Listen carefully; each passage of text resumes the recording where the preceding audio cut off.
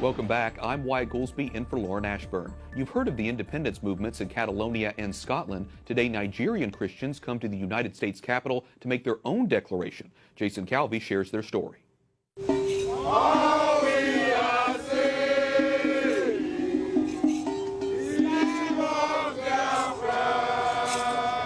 Nigerians living in the land of the free want another Independence Day. We are not contesting Nigeria. We want to be Biafra, which we were. 50 years ago, Igbo people in southeastern Nigeria broke away from the country. They formed the Republic of Biafra. 1 million Nigerians died in the nearly 2.5-year civil war. Biafra surrendered in January 1970, but the ethnic troubles that led the group to leave Nigeria 50 years ago still rock the country today. Stop killing my people. Stop the genocide. So these Nigerians say it's time to bring back Biafra. Aren't you concerned, Father, that there's going to be more war, more bloodshed if there really is a succession movement moving forward?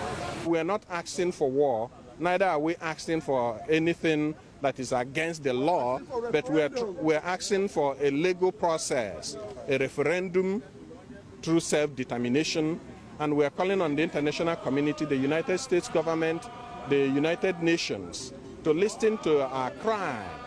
It's the cry of an oppressed people. This woman from North Carolina cries out for her family back home.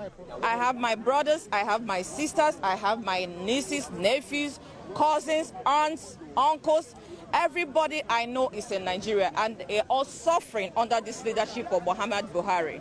They are so afraid to come out. They are so afraid to live their life. They hope one day to see the Biafra flag flying high once again.